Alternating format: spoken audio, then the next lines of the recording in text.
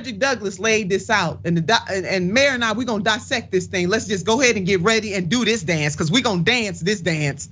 Let us end this particular segment with one of the greatest, with the words of one of the greatest abolitionists and freedom fighters to ever live, to ever fight for Black liberation, brother abolitionist Frederick Douglass. And these words are timeless.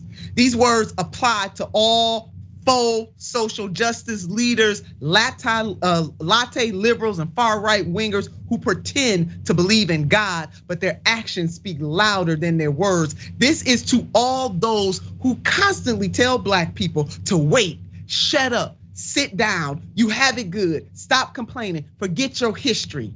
These words are for all those folks who constantly demand that Black people put their hopes, dreams, and feelings aside for others, as if our blood, mind, and body sacrifices were not enough. This is Turnerism speaking right now. These words are for those who use their power and white privilege to make examples of Black people in public and don't have that same smoke when we are transgressed. I see you, Kyrie Irving, and so many others. I see you, Kaepernick.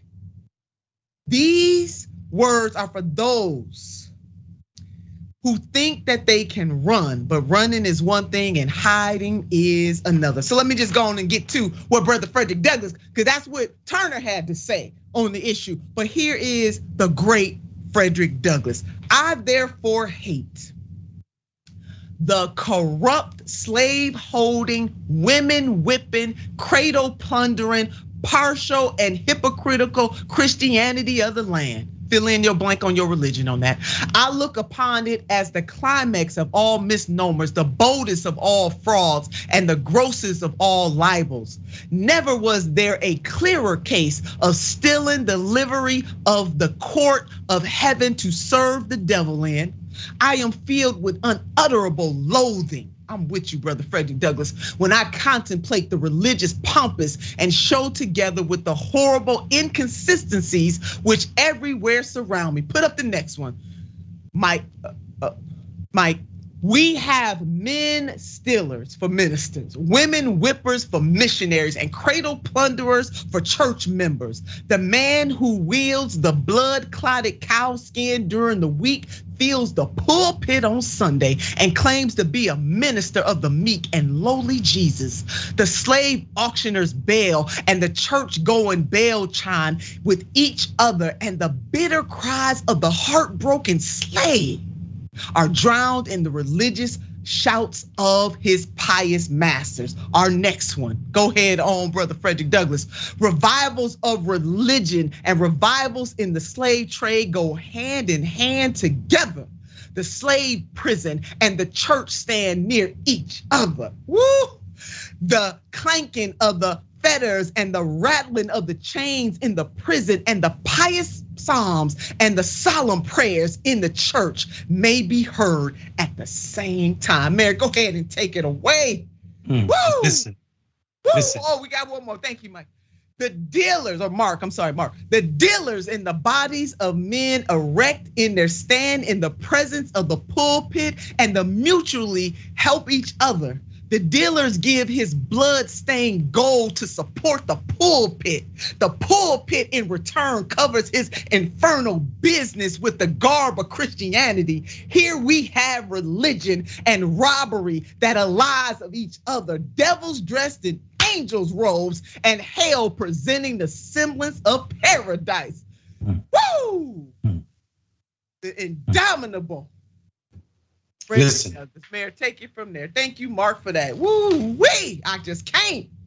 I need your fire extinguisher. We ain't said nothing about nothing yet. Listen, we got to be honest right now. This is a critique not of religion, not solely of religion.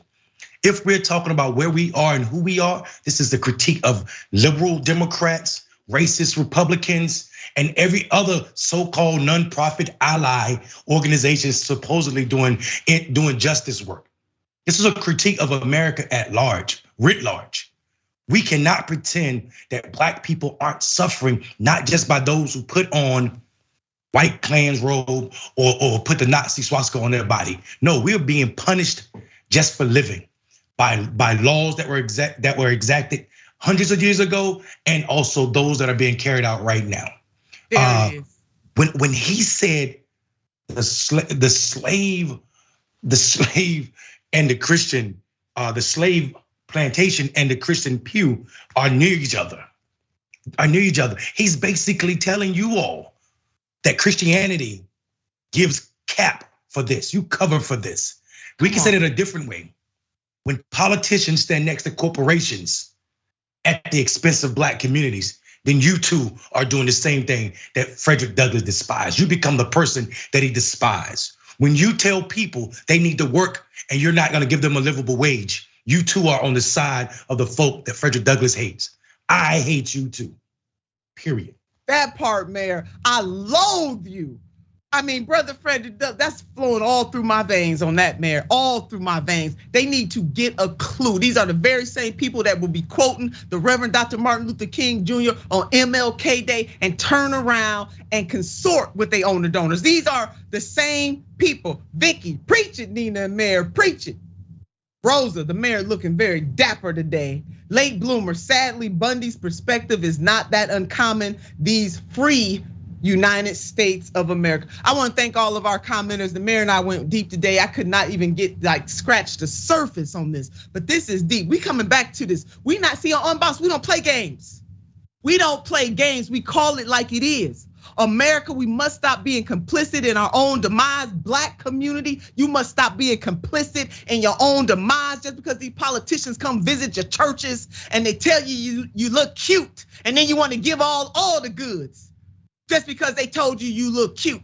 And they're not doing anything for our communities and for our babies. And Ben Stein is just an example. Clyde Bundy is just an example of the anti-blackness and the racism and the bigotry that permeates this country, these United States of America. And anybody that want to fix their mouths to say that white supremacy and anti-blackness does not exist, I'm gonna tell you what my grandmother used to say: you are a liar and the truth is not in you.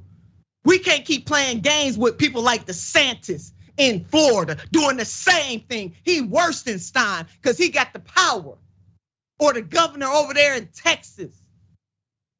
And all the other areas in this country where they are taking us back in time. Now y'all may think they coming for black folks. They are coming for black folks, but baby, you ain't far behind.